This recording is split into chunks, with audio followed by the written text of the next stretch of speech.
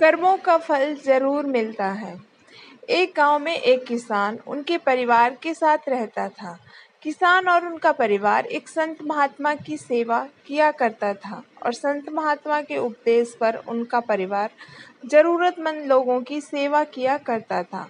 उनके परिवार में सभी लोग प्रेम भाव से रहते थे, लेकिन उनका एक बेटा था जो कि दोनों पैरों से अपाहिज था। सेवा करते करते वर्षों बीत गया। उसका परिवार कभी-कभी ये भी सोचता था कि हम सब इतने प्रेम भाव से संत महात्मा और ज़रूरतमंद लोगों की सेवा करते हैं, फिर भी हमारे परिवार में इस बच्चे के साथ ऐसा क्यों हुआ? इसका क्या दोष था जो वो अपाहिज है?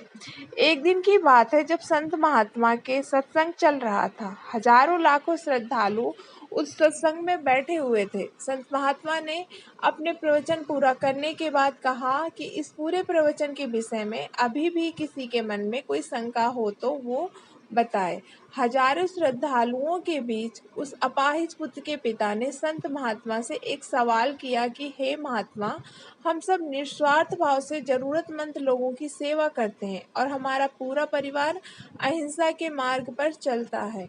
कभी भी किसी के बारे में बुरा नहीं सोचते, ना ही किसी का बुरा करते हैं। फिर भी ऐसा क्या गुनाह हुआ जो हमारा बच्चा अपाहिज पैदा हुआ?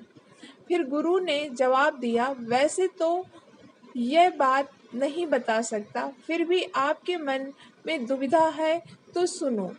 ये जो बच्चा है जो दोनों टांगों से बेकार है, पिछले जन्म में एक किसान का बेटा था। रोज खेत में अपने पिता को दोपहर में भोजन का टिफिन खेत में देने जाया करता था। एक दिन उसकी माँ ने उसे दोपहर में 11 बजे खाना लगा दिया और कहा कि बेटा खाना खाकर पिता को टिफिन देकर आना।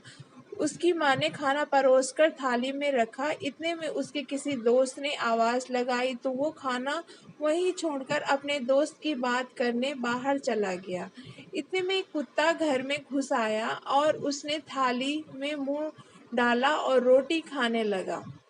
लड़का जैसे ही घर में वापस आया और कुत्ते को थाली में मुंह लगाता देखकर पास में ही एक लोहे का बड़ा सा डंडा पड़ा हुआ था, उसने ये भी नहीं सोचा कि खाना तो झूठा हो चुका है। बिना सोचे समझे उस कुत्ते की दोनों टांगों पर इतनी जोर से लोहे का डंडा मारा कि वो कुत्ता अपनी जिंदगी में जब तक जिंदा रहा दोनों पैरों से बेकार होकर घसीटते घसीटते जिंदगी जिया और तड़प तड़प कर मर गया।